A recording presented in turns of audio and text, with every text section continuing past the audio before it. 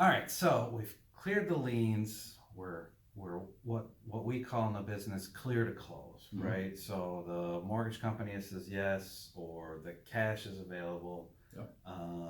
Everybody's going for it.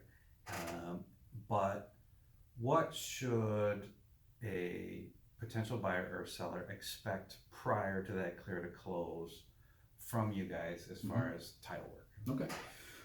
Prior to getting the clear and ultimately the closing, what we do is we generate a title commitment, which is a snapshot of everything that is recorded against the property just after the time we receive the order. And a lot of times there will be a month or two gap, or sometimes a week or two go by only, which is great.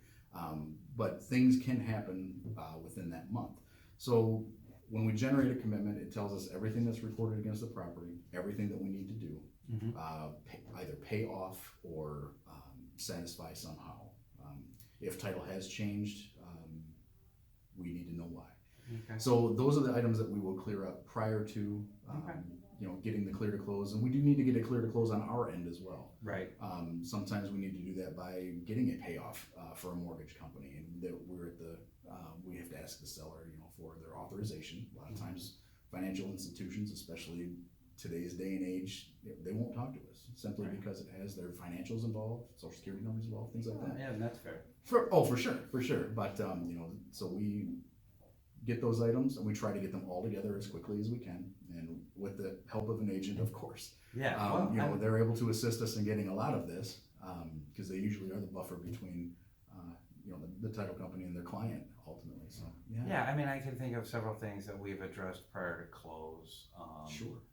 Death certificates to make sure things are filed correctly. Mm-hmm. A lot of times you guys have asked for, they have this great form for release of mortgage information, but a lot of times I also will have my clients make the call. Sure. Because sometimes they don't respond to you guys in a timely manner, but when it's their customer, they're Absolutely all over it. Oh, it's usually a huge help. Absolutely. We've cleared things up like with Bob that we talked about earlier. Let's see what some other things that I've had to address. Power of attorney. Yes. I had a wonderful client, Dennis, great guy, was a FISBO, hired me to help him, but his spouse was basically bedridden. I mean, she was functioning but couldn't get out of the house. And so I called these guys. Yeah, we can help you with that. We need this power of attorney. It needs to be notarized, and then he can come and take care of it. And it was to their benefit. He was selling that house to help with her care. So whether you knew it or not, you guys were basically helping the process to make sure that Dennis's spouse and him could properly handle their health care. So, yeah, that's great. Dominoes, they're all over the place. We don't always get the details. Right. I do. I wait in the details. But sure. So all right. So we've gotten the title commitment. Yes. Normally that would come to me. I'm gonna take a look through it. I have what they call a thirst for title. So I look through it. I know what areas to look for to make sure that if we gotta solve anything, we're ahead of it. And then we get the clear to close, right? We get the clear to close from you guys, we get the clear to close from the other agent, we get the clear to close from any financial parties that are involved. We set the date. What should people expect when they come in? You guys normally, when we set the date, that starts triggering events for you guys. So it does, yes.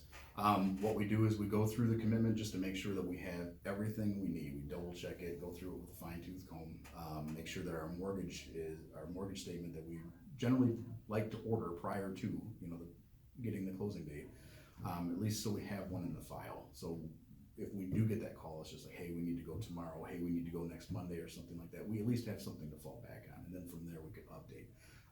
Make sure that we have either copies of the documents that we need, whether fiduciary, meaning the like you had mentioned earlier, death certificates or letters of authority for estate properties, things like that, powers of attorney, and then promises or emails that says that the originals will be brought to closing.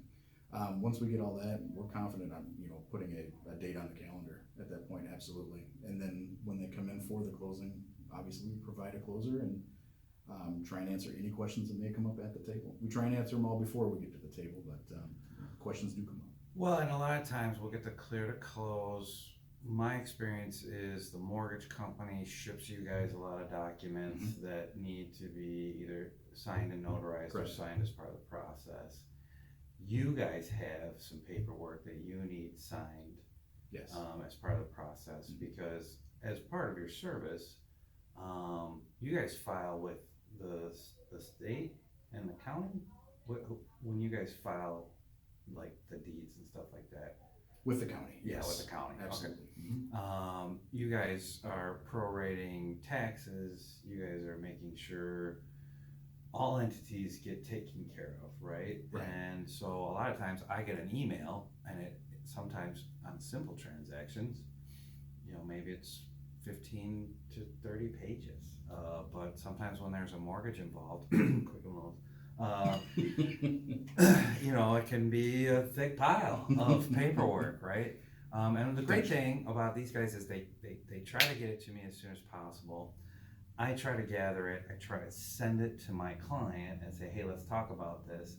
But the big thing that people really focus on is usually that summary sheet, right? And the statement, the numbers, things of that nature. Can you talk about that a little bit? Absolutely.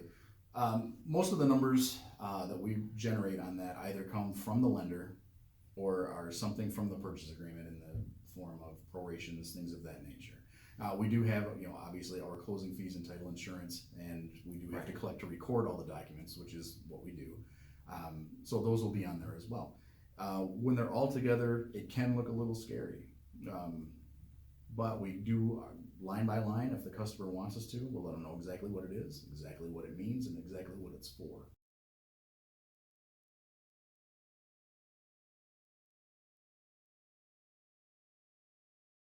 All right, so we're closing. We're almost there. And one of the big things that I think people aren't as aware of, even though we put it on almost all our emails and everything, is wire fraud. Yes. A buyer will often have to wire some money depending on the transaction. Yes. And then a seller may request money to be wired in lieu of a check, depending. I know there's a small fee, Sure. but I often encourage people to do that, especially on larger amounts, just because they don't want to have to wait 10 days. It makes it readily available. Yeah, it makes it readily available. Mm-hmm. But wire fraud is a big deal. So when we talk about wiring, you are basically going to the bank and saying, hey, send this money directly to Sissel's account. Yes. Right? So what should people be aware of as far as that goes? What we do in order to combat any fraud, what have you, one of the things they should be aware of is we ask either you, the agent, or somebody that's affiliated with the deal to have the customer reach out to us directly to get wire instructions directly from us. Okay. While we do that, we email it to them while they're online, while they're looking at their emails, and we verbally verify our wire instructions with them. Okay. That way we know they got the correct wire instructions, nothing was tampered with, and the integrity is good. We also tell them after we're done, verbally verifying it with them, that they will not get another email from us. They will not get a phone call from us changing those wire instructions in any way. Okay. So that's how we combat it on the buy side. As far as on the sell side, when a seller is requesting a wire or what have you, we have a form that we have them fill out in person at the table. Okay.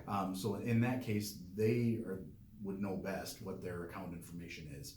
And so they would transform that onto our sheet. And then from there, we take another step. We verbally verify it with them again, especially if it was a mail out or something like that. Just, hey, did you write this down? Are these your numbers? Right. Yes. Then we're good to go. Absolutely. Okay. Yeah. So if somebody is in the middle of a transaction and they receive an email and they haven't contacted you, what I tell people is, listen, at any time during this transaction, if you receive an email unprovoked, unasked for, that says, hey, here's your wiring instructions, don't do anything. Right. Just call me or call the title company. Right. People have lost money, and this is already stressful enough. So nobody wants to lose any money. So just be careful. Trust the people that you've hired to take care of you. And if ever in doubt, Yeah. don't do anything. Just call Pat or call me, and we'll figure it out. Right. Right. Yeah, absolutely. All All the time and effort that everybody's put in the transaction to get it this close to the closing, you do not want to hiccup like Right. that at the very end. All right. You're at the finish line. Yeah. So, Perfect.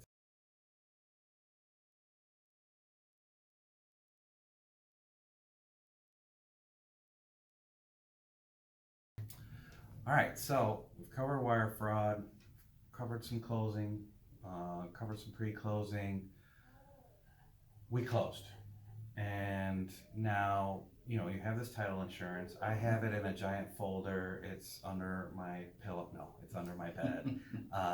And I've never really looked at it since. But in the rare case that somebody shows up at your door or notifies you that they have some sort of claim on the property you purchased, what should you do? okay, well, first of all, we're hoping that you never have to look at Right, it. exactly. So there's that. If somebody does knock on your door and says, hey, they have a claim or what have you, what we can do is we can go back just to make sure. And if somebody does file a claim or something like that, a lot of times it would have to do with boundaries of the land or legal description itself or what have you. Okay. Again, how we get those legal descriptions is one of two ways. We get it off of the tax rolls, which describes the land that you are paying your taxes on, Okay. and also what has been deeded to you. They aren't necessarily the same all the time. We run that quite often. Oh, really? Yes, so that could open you up for a potential claim. So what we do on our commitment is we make sure that doesn't happen after we get to, prior to getting to closing. But sometimes in the rare occurrence, it does happen. In that case, what we'll do is we'll do some research. We'll either search the neighbor's property to see if something had happened on their end. When we do a closing, we only search our property, obviously. Right. Unless there's something that looks funny, then we'll search neighboring properties to find out what happened. Did this person, get deeded too much, some of my land, or Interesting. was it not enough or something like that? So we will definitely do research if something comes up after the fact. There is also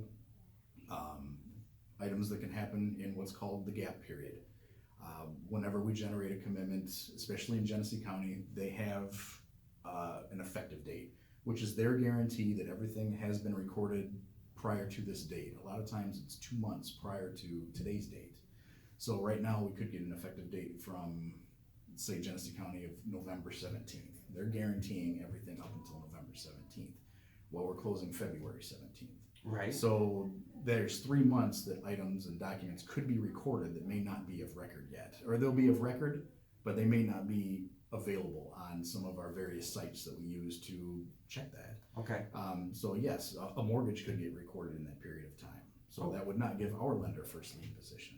Right. Um, So then things you are- you guys start researching, and then with the insurance and whatever, you're going to bat for the people involved. That is correct. Yeah. Yes. Okay. So Yeah, and, there and is you're gap gonna coverage. and you're gonna help them clear that out. We will, Yeah. absolutely, yes. Okay. Perfect. Most of the post-closing questions or items that we get are actually happen this time of year. A lot of people have closed on their home and they're doing their taxes and they cannot find their paperwork. Oh. So a lot of times they're, can you send me a closing statement and my, my sales docs and things like that. So we do get pretty busy between January and April 15th with that. So All right. Well, that's yeah. good. And you guys hold those records. we do. We're required, I believe, to hold them for 7 to 10 years. Awesome. And we hold them electronically, so it's very easy to get it to a customer that should need it. Awesome. Yeah. Yeah, and we hold our records for the same amount of time as well. So, if you ever run into that, contact your agent, contact your title company, and they're going to take care of you, right? So that's why we're here. Yes. So, is there anything else you'd like to add to this, overview regarding title insurance, why we do it, what it does, that kind of stuff? I guess if there was one thing that I could add, it's just hire an agent, please. Hire an Wow. agent. Yes.